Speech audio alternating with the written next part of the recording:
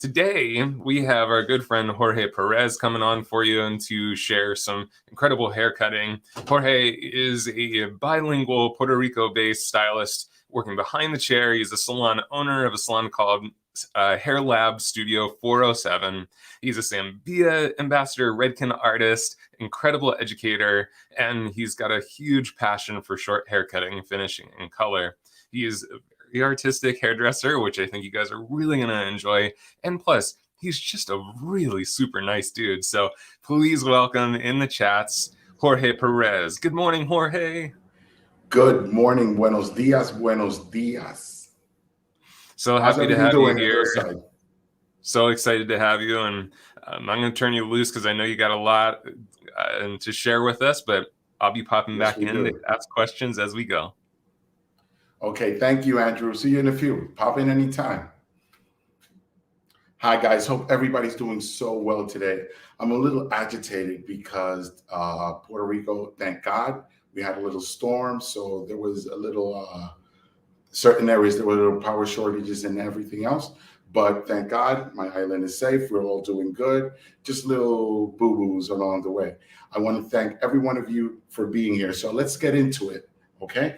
So today we're going to be, you guys get the opportunity to see the design that was presented on the show. So that's the cut where we're going to do it. And I'm going to show you a fun way we're going to do it dry. Today we're going to be playing with my new favorite tool. As you can see right here, 7-inch classic design. And I'm going to pop up my favorite second shear. But let's get to it. I'm going to be showing here, this is the sectioning that we will be working with. As you can see. This is very important. This section in the back right here is crucial, as you can see. But let's start with it. Sometimes my body's gonna be in an awkward position. But why? Because I want you guys to see the position and see the cut perfectly. So I'm using my Zambia dry sectioning clips. I'm gonna use it in a diagonal form just to maintain the hair that I don't want to cut. I'm just keeping it away. So this will make easier. So we're going very short here, guys. I like to do this cut especially on dry hair because I get to see exactly what I'm doing and how the hair is going to react on these movements. I'm just going to push it here, just trying to find the perfect position for you guys can see. If you have any questions or anything, go ahead, pop it in the chat box, and I'll try to answer as soon as possible. Another thing, un saludo bien grande a mi comunidad latina. Espero que todos estén ahí participando. Si tienen preguntas en español, claro que sí se las voy a contestar. Ahora bien importante, vamos a comenzar con el diseño. As you can see, I have my finger in a what? What angle do you see here? Diagonal section. So I'm going to elevate it and just cut bluntly. I know my elbow is a little bit on the way. Left-handed thing. Hope you could see. So this hair, as you cut it diagonally, I'm just giving it a shape so this hair could fall back. As it falls back, it's easier to style because you're already setting the tone for the design you're working with. As you can see, I'm going to continue a pattern of diagonal sections that will be going towards the back. After this, we're going to switch it. So you guys would be able to do a little scissor over comb. So I'm going in this position. Now I'm going to flip it a bit forward so you could see a different angle. As you could see, is my hands technically vertically straight? No, it has a little angle from longer to short, just to maintain that. So let's release here. And watch how this hair is just combing back. It's just pushing itself way back. I'm going to flip it to just speed it up. Let me put this here, my clip. That section, diagonal back. Let's clip the hair that we don't want to cut away. Now I'm elevating it and still maintaining that slight diagonal back angle, but at the same time, putting my fingers in a position where it will curve to the head shape. That means if I'm not having technically straight down at that angle, if I put it in front of you guys and you could see it, my hand will be in this position. So you could see that I'm just like, my hand will be caressing the head shape. As that point, the lower points of the head will be shorter. And as I shift up onto the top near the recession area, it would be slightly longer. So I'm gonna do this side quick. I'm not putting the whole hair or the whole section in my hand, because you could only cut what you can control. So if you try to go over or try to grab more hair than your fingers could grab, what will happen is it will change the design completely, because hair will be over directed in certain positions. So here we go. As you can see, the hair is softly coming down, and it's going from longer piece to a shorter piece. But don't worry, we will go shorter here on the back. Now, something that I really love to do here is have a section crossing, maintaining the same pattern as I cut, still maintaining those diagonal patterns. Here I go. Put it a bit to the side so you guys can see it better.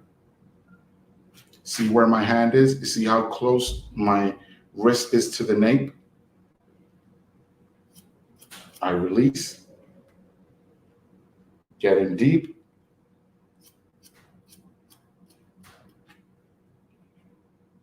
And a little bit more. Jorge, do you prefer to cut dry on most textures of hair?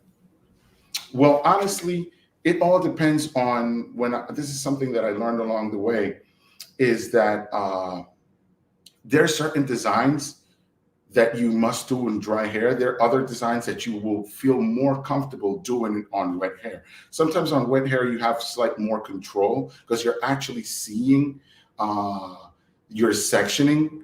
But when it's in dry hair, you are more, you could personalize it more, and you see how the hair would react while you're cutting it. So that's a balance between.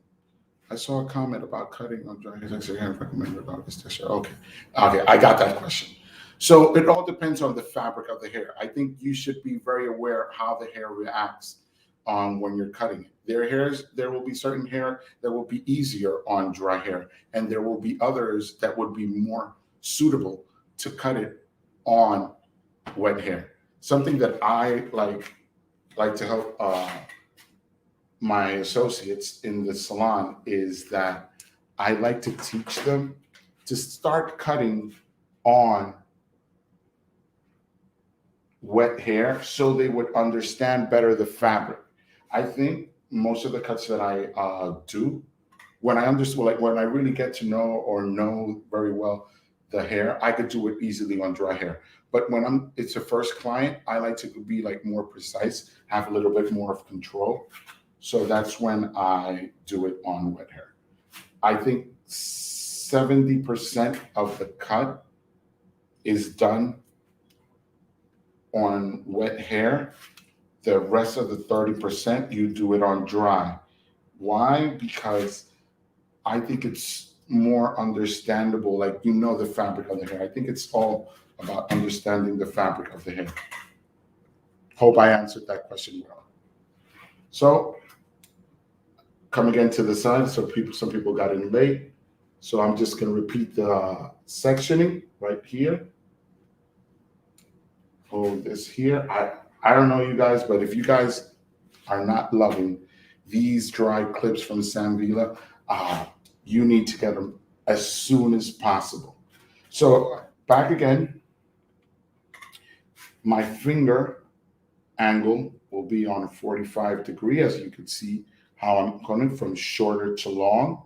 And I have a diagonal section, like I mentioned before. So when the hair will just sit backwards, this is like creating rows to make a perfect setup of styling. There we go. Take the clip, make a second diagonal section, Hold the hair there. Like I was talking about the clips, they don't create marcations. You could use it on wet hair, you could use it on dry hair, and they work perfectly. Like I mentioned before, see the position of my hand. It's just rounding and caressing the hair, the head shape. So this makes it so much easier when you guys, oh, sorry, got in the way there. There we go. Jorge, the great time to ask this question from Maggie, because I know that you're standing in certain positions so your audience can see. So Maggie's asking, would you stand in front of the section you're cutting or more where you're standing? So your hand and body are closer to the head. Okay, would this be great for her, this position right here? I guess it just depends on what do you suggest as far as like in the salon, how should they be standing? Okay, I think always you should stand in front of your section. This is very important. Like if this is the client, this would be the mirror right here. So I'm standing side to it. I think it's very important you stand in front of your section so you could see and appreciate better what you're doing. In this part, I think if I'm just trying to get a perfect position. So if this side would be the mirror, I would like to be standing here. Why? Always in front of the section, elevating my hand to the position that I want. I think this is very important that you have a straight line. Something that I like to share is that if we're standing and we're creating an angle, our shoulder, our elbow, and our wrist should be aligned together. Certain people tend to do this, or they're find like different angles, and I think that will move the section from where you want it to be. Let's just say I'm right here, but I lower my elbow and my fingers will technically tend to go up instead of staying in the direction that I want them. So that means if my elbow is elevated, my section is straight. But if I lower my elbow by tendencies or gravity, my fingers would go up. So that means I will be twisting a bit the section and it won't be straight. So this is very important when you're cutting, regardless of the design that you're doing. So you would maintain control. So right here, see my shoulder, elbow, and wrist are aligned. So that means my position is on the perfect spot. Always try to find that your body in a way is aligned to where you are cutting. This is key. This is key and crucial at the time when you're cutting.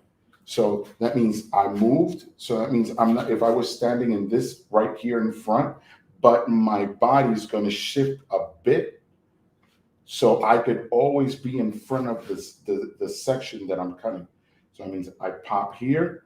This hair I'm not going to be cutting right now. I elevate my elbow and I release that second section right here, curve it,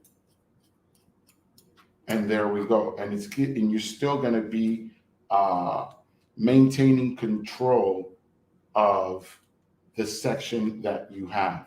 Stand always, always, always in front of your section. This is vital. So I have it here. My elbow, everything is aligned. I'm going short. Have that distance to maintain from shorter to long. While I'm crossing in a kind of like a X align, like I took all the sections, even though they go aligned. When they meet, you have more, you could see that you have a guideline here and a guideline in this section. So here we go. I'm releasing again, making sure everything's connected. Now, here's a nice trick. I want to take this nape area shorter. I really want this shorter. So how many of you guys practice scissor over comb? How many of you guys practice being on your scissor over comb? I got a super hot trick. I want to share this with you guys because this is very cool. And even though it doesn't matter how long you guys been doing hair, it doesn't matter how long. It's if you keep adding stuff to your toolbox on learning more, doing more, you guys will find easier and better ways to work.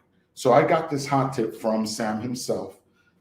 Let me see if I could do it. Okay, I won't be able to show you the way I wanted to. So you're going to try to find the corner of a wall of a flat surface. So this is muscle memory. So you're going to try to practice putting your comb on a wall or a flat surface and make them go together.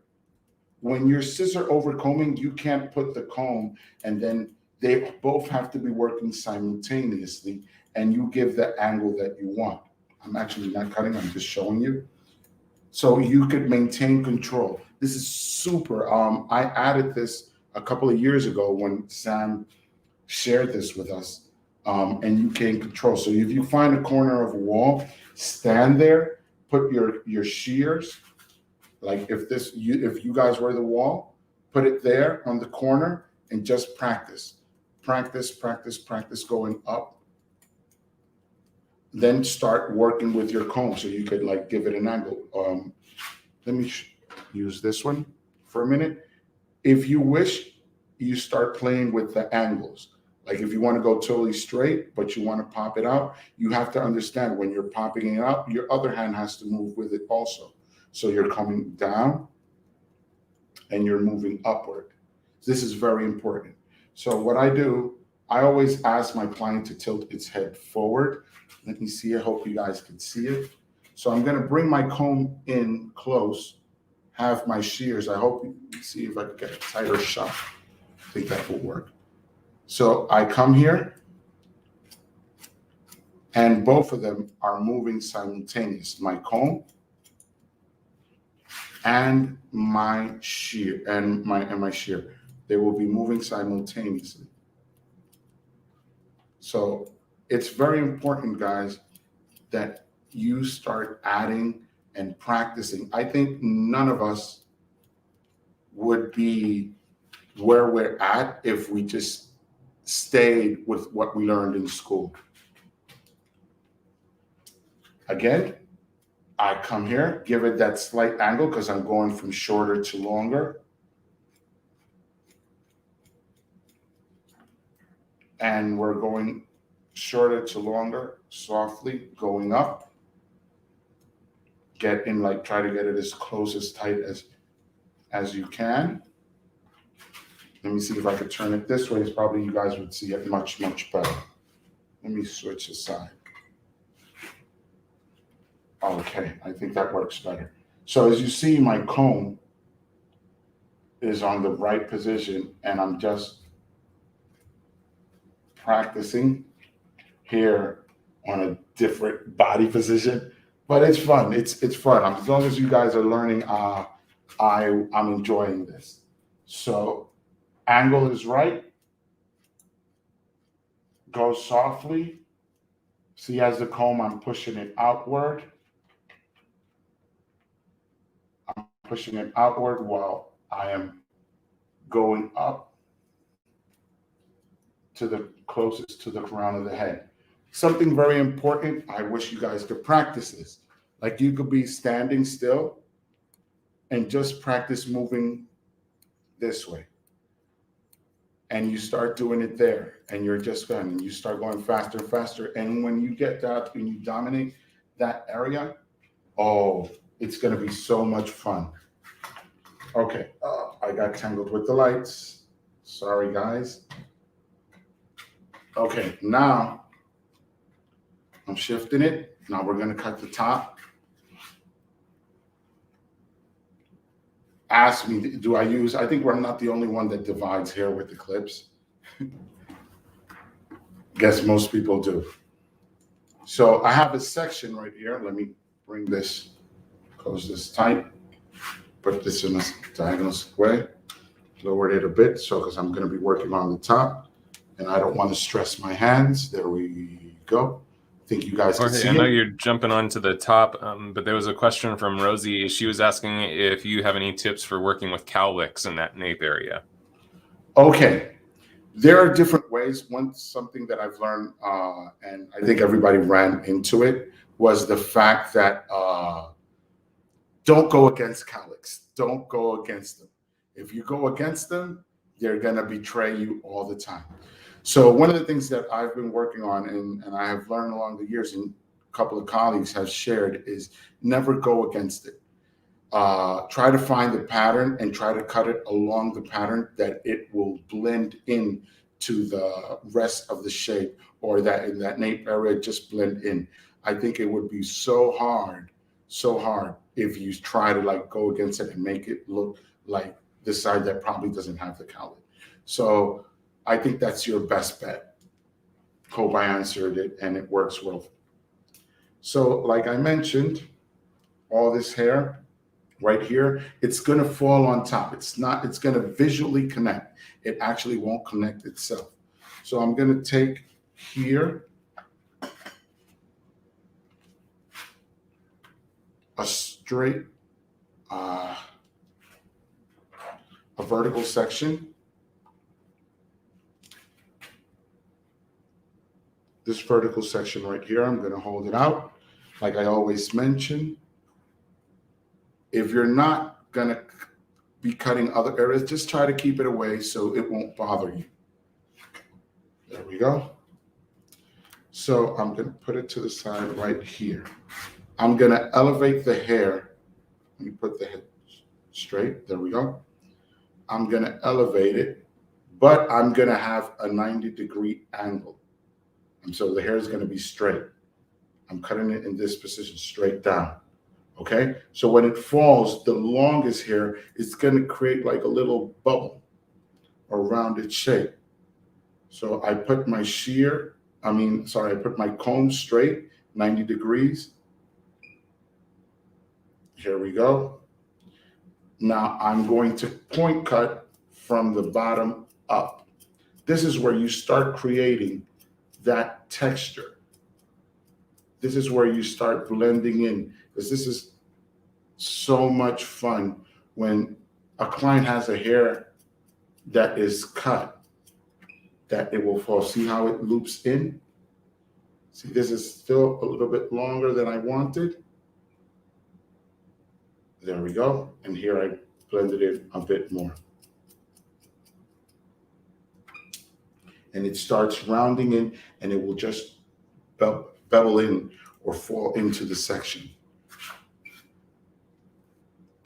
and have that visual blend. So this here, I'm going to use a guideline, the one section that I previously cut. Have it here. There we go. And I'm going to point cut. Just releasing that hair. As you can see, I'm point cutting from the bottom up. I'm not point cutting this way. I'm point cutting from the bottom up. Why am I cutting from the bottom up? Let me gather this hair here so I can explain a little bit better. A little hairs that were there. Okay, when you're cutting from the bottom up, if I do it this way, there will fall little gaps in between. If you do it from the bottom up, this way, on this angle, there will be shorter inside, so all the longer piece will cover the shorter ones, and you will have visually a better blend, and you won't be able to see those gaps. Now I'm switching to the other side. Let me put this here. Grab the section, change my body position so you guys can see better coming from the bottom up. Grab it again, make sure that's where I want it to be. Jorge, are you over directing those two sections into your center back section? I'm pivoting, so this would be my guideline here at the center. Let me switch it here. This would be my guideline. So I would just bring it from the corner up, because it's going to blend in on these sides. Further in the cut, we're going to cut them just to make them tighter on the sides. So you don't have to really make them you don't have to over direct to the center. You're just going to cut it where the hair lives or where it stands. Beautiful. Thank you. So if I put it to the side, like I was mentioning before, let me cut this little piece here. As you can see, it's surrounding up here and getting close to the nape. So that makes it really nice, and it looks very feminine from my standpoint. And I like when girls' hair or they're short, I always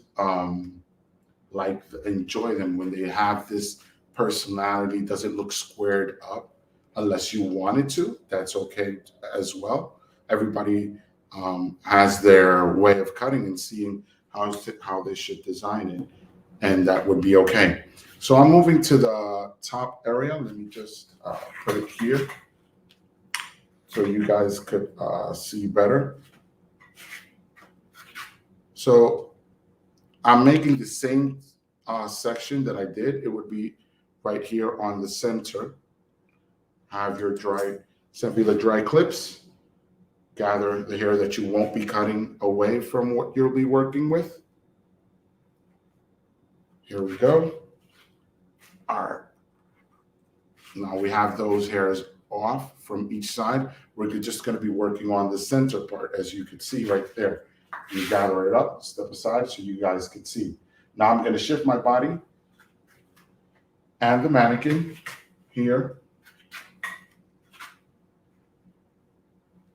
Grab it here on the top, and I'm going to slightly, as you can see, I'm not cutting it straight. I'm just going to slightly push it back. There we go. Now, when we're going to cut from the inside out. This will create more texture. I hope you guys can see it there. I love these 7-inch because I have big hands. So I like them because I could see where I'm cutting. I'm going to put it this way. So what I'm doing is actually opening and closing at the end. Opening and closing at the end, opening and closing at the end, and I'm repeating that movement continuously. And my fingers are gonna make sure that I'm cutting on a straight line to see that I'm not cutting too long or too shorter pieces. And visually, if I gather every hair up, I would visually see a continuity on that section. Grab the front section, have it right here. Just untangle a bit. Now see the extra hairs? And there, I just released them. Guys, something that we... Sorry, go ahead. No, go ahead. I was just had a question from Rosie. She's wondering what textures of hair you'd recommend this haircut for. I think it would be suitable for all types of textures. When you cut this way, you don't have to, I think us as hairdressers, we understand hair textures better than anybody.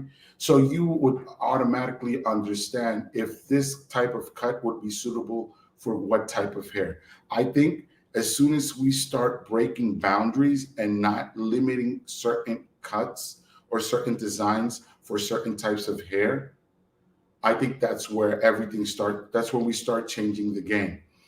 Something to me that's very important is that I live in Puerto Rico. Puerto Rico has a mixture of textures. There's not, you could find different types of hair in Caucasian hair or different hair patterns. And this is where I started learning, and I think many hairdressers in Puerto Rico have found that to adapt these cuts or these designs to any type of hair textures. I think that's where the place where we grow, where I say, okay, this is not for her type of hair, but how do I adjust it?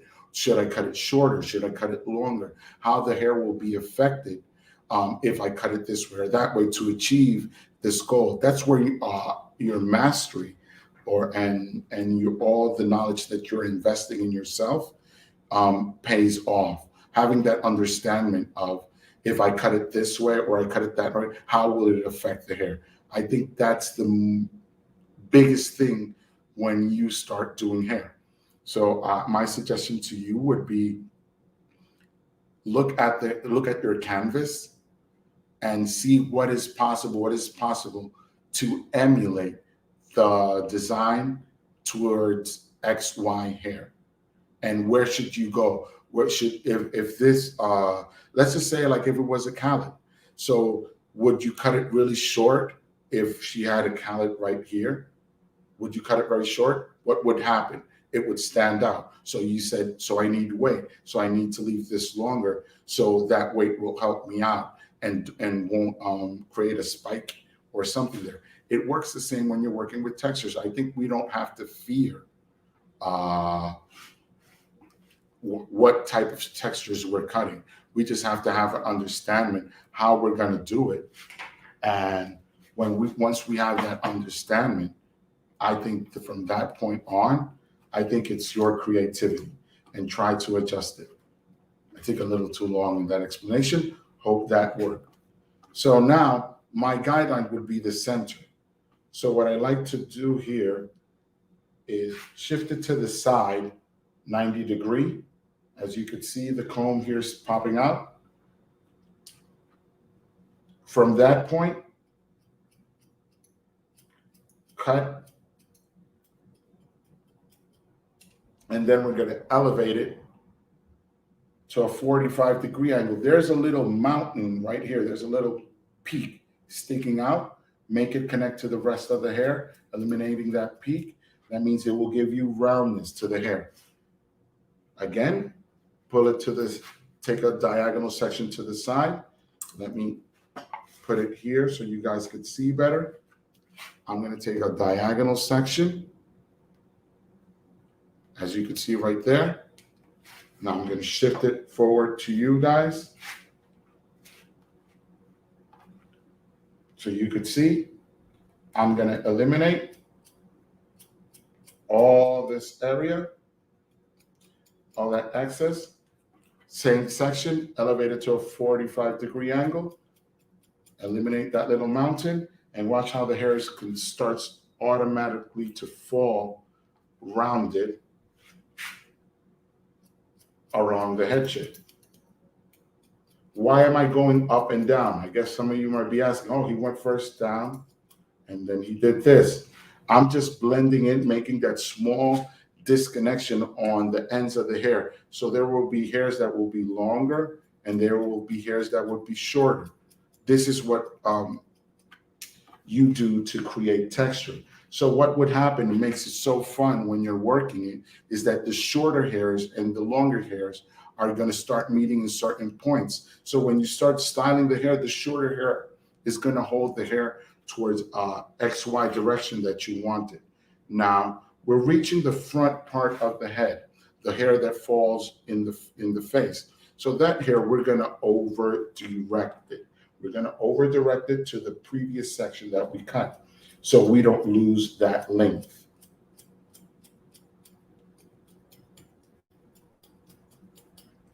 There we go. Shift it here a bit. See how it starts to fall. Let me shift this to the side. See how it has that movement? That will make it pop and jump. Let's repeat the same thing on the other side. And we're going to play with my favorite new tool. I'll show you in a bit. So as you're working a little bit faster, for time's sake, take that vertical section again, 90 degrees to the side.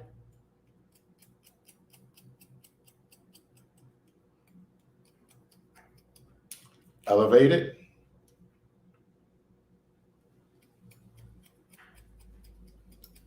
Eliminate that little V, the last section. What we're going to do, we're going to over direct it back.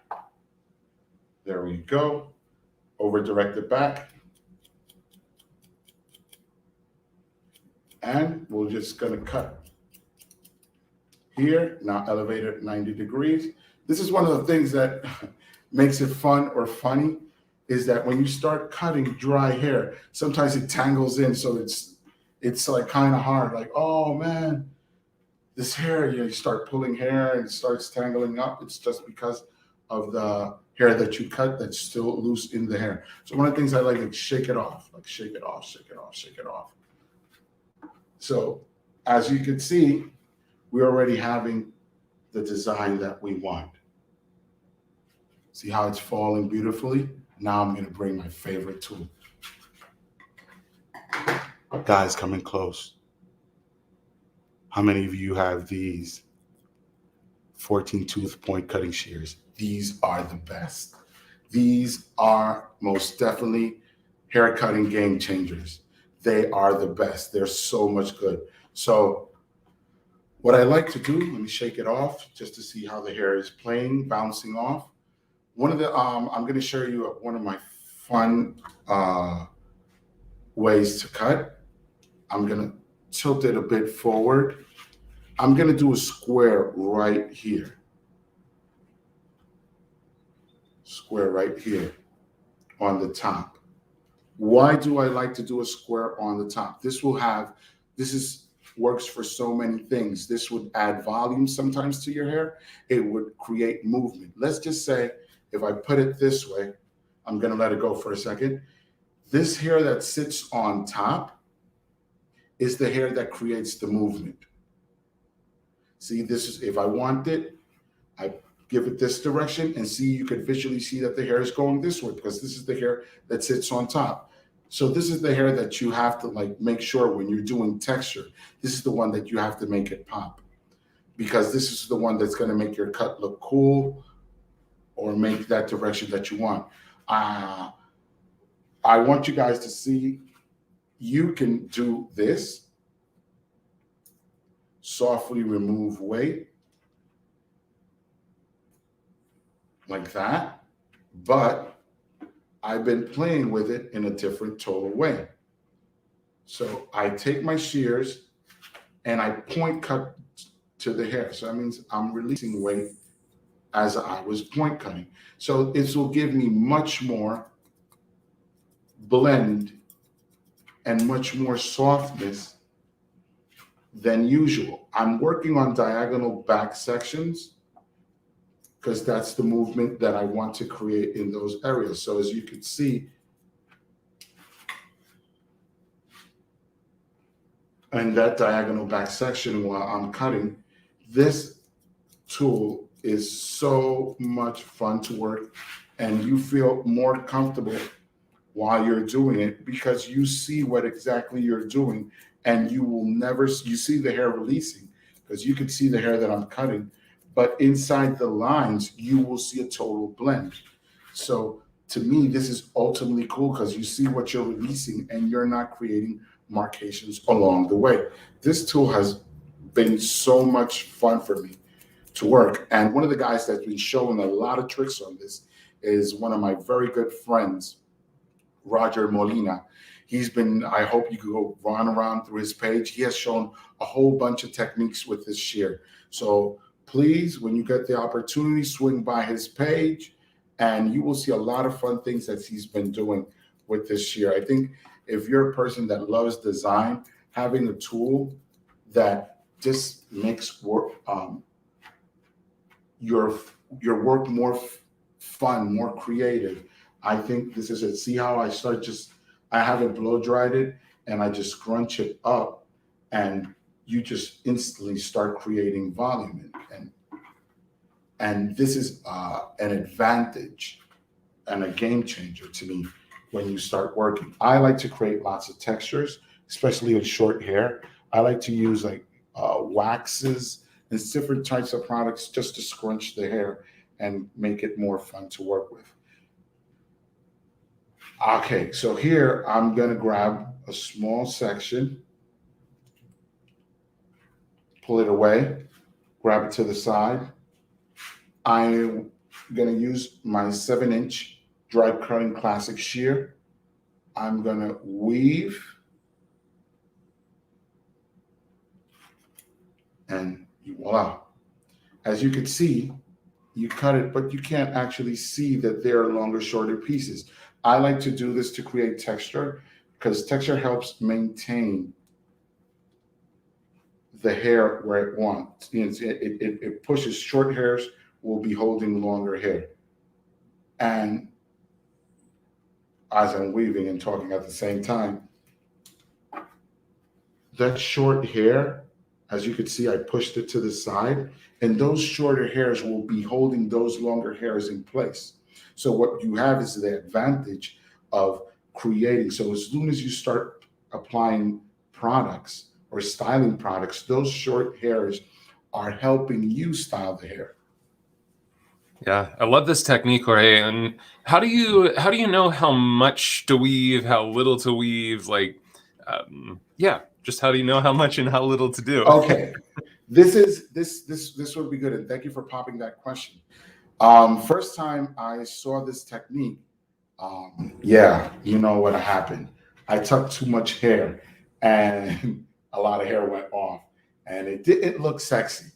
Me too. It didn't look sexy. Then I started pulling hair from the back forward. Okay, it was a disaster. But if I didn't commit that mistake, I wouldn't have the knowledge that I learned.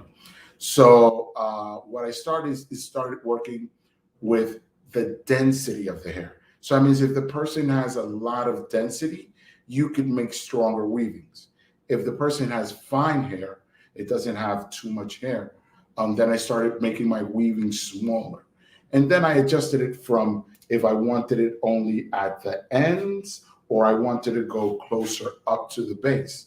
Along the way, we started figuring it out, and I think Andrew probably will agree on this one, is that the deeper you go in closer to the hair scalp, that will mean you'll be cutting shorter. I like to always try to work at the middle, that will be at the mid length, because I still have hair that I could move and control, and it will still be having the hair sit wherever I want. But I will also have the advantage of when I put it in the mid area that the hair is not too short and it will look flaky at the end. That means I could scrunch it, manipulate it, and the hair still will look cool and it will still look styled. So here I go on my other side. I'm on my, there we go. As you can see, I still have hair on my hands. The shorter hairs, and you won't actually get to see them while they fall.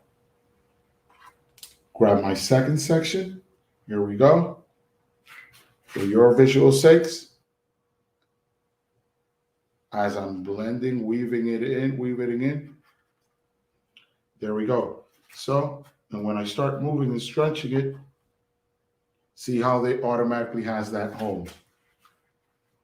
I think, guys, this is a fun way to style it, fun way to cut it. It's a huge game changer when you have texture that you could manipulate the hair, scrunch it, make it look kind of like roughed up, comb it to the side, make her look super fun. And you just start playing with it. I think if any of these techniques that I've been using to create texture, guys, it's not for you to only use it on this cut. It's also so you could use it in any cut that you want to create. But to do these techniques, you have to have excellent tools. And man, I can't even talk much about this. These products just work on their own, and they're so excellent that I think you guys need to have one of these tools, especially point cutting ones. 14 tooth point cutting shear, that's one of the most excellent tools that I've worked in a long, long time. So one last technique just to create more texture. I'm going to jump back to my 14 tooth. I'm going to elevate the hair.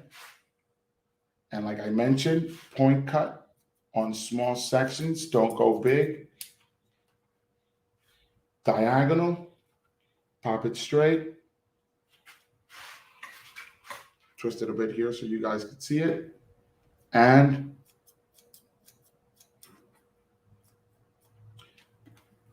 you might see that I'm going on a cutting frenzy, but these shears, they let you see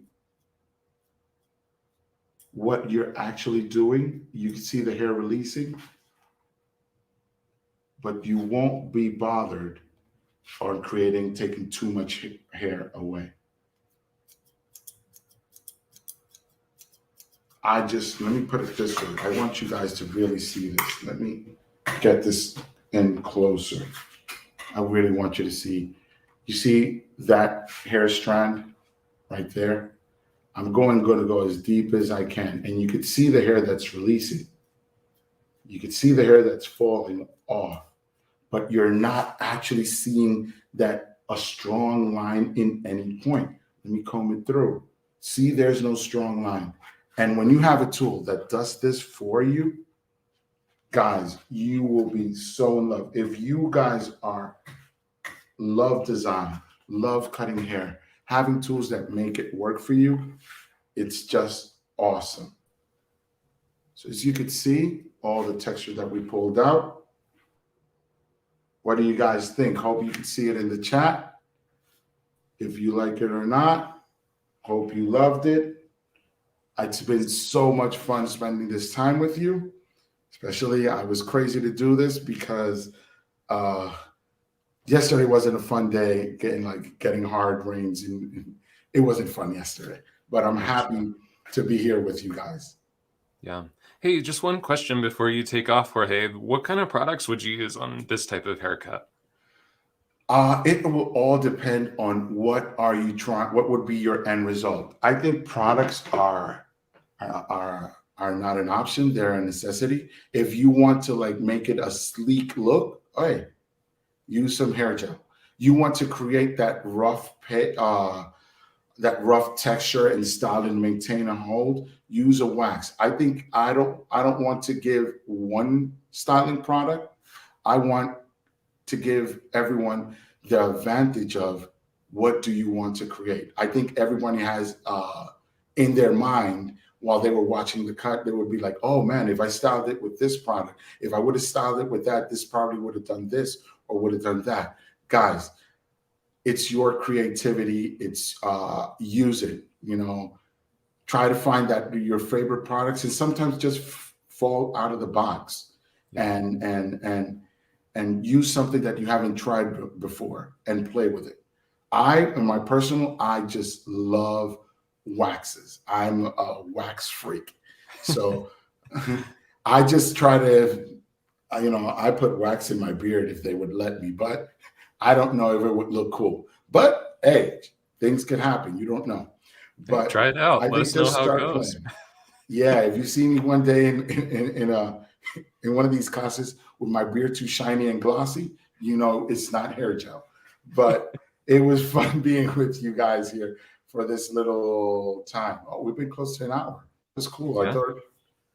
I thought we were for a shorter period. No, but there you go.